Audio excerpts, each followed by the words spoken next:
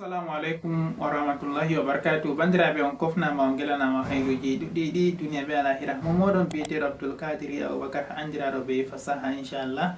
Mi wardanin be video kesol dow tindinoji application ji je en ɗo gaɗa en koye application gotel, application je compagnie Google, mana application je maison Google, application je te bandam, application je ɗon mbiya Shazam. Ɗo fere to nani inde application man kefti application man, oɗo fere bo hefta application man ɗo rendi tindinore je mi haɓɓi tindingo do application majum. Application ɗo wallitite sosai ha heɗitago application man wallitite sosai ha heɓugo gimi ɗi a andi a mari haje gimi majum a anda bonne ɗaɓɓitirta gimi majum.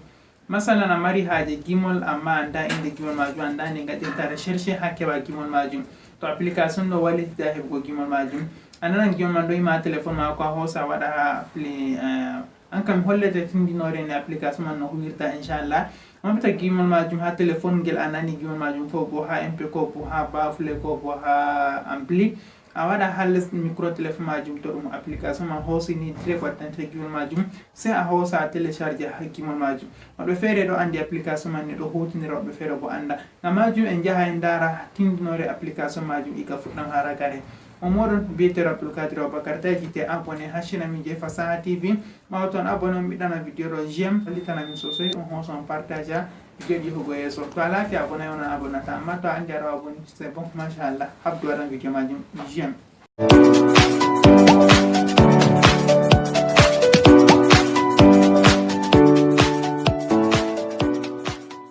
Assalamu alaikum wa rahmatullahi wa barakatuh. Bandiraɓe mi hofni mi yalanake on hayruji ɗuɗɗi duniya be alahira. Momoɗon biyeteɗo Abdul Kadiri Abubakar inchallah.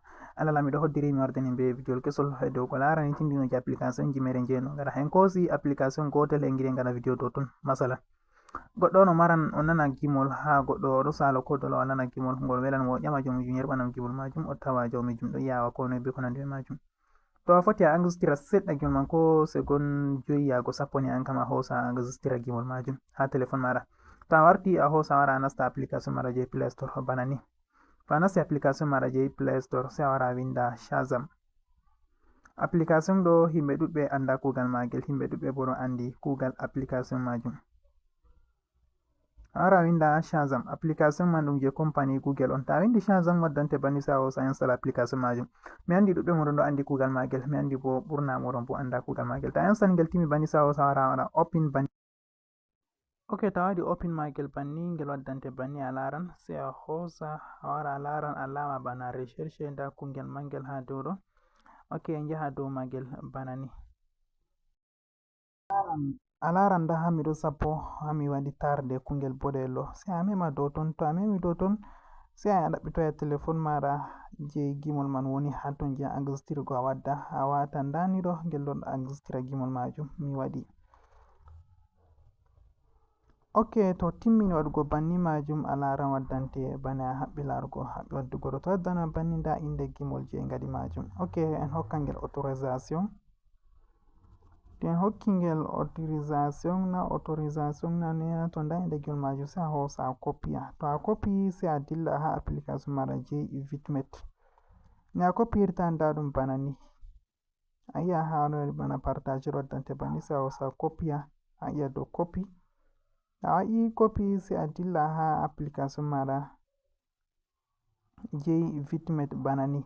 Ko waɗi en nasata nder Vidmeet, to en nasti foti YouTube ittan video ɗo ngam ɓe yiɗa hollugo ɗo majum, en yiɗa en kolla banni nder YouTube. Sai a hosa a nasta nder application maɗa je Vidmeet, a yaha a winda bindiji a copygo a waɗa pasting maji ha babal recherche, nden waddante gimol majum sai a hosa a télécharge gimol majum nasta téléphone maɗa banni. On gettama, on gelanama hayruji ɗuɗɗi, tawi jete abonugo ha chaîne min je Fasaha TV. On ɓiɗɗana video ɗo j'aime, on hosa on partage video majum yahugo yeeso. Momoɗon biyeteɗo Abdul Kadiri Abubakar, on kofnama ko ɗuɗa, on kofnama ko ɗuɗa be ɗo miɗo hen. Assalamu alaikum wa rahmatullahi wa barakatuh.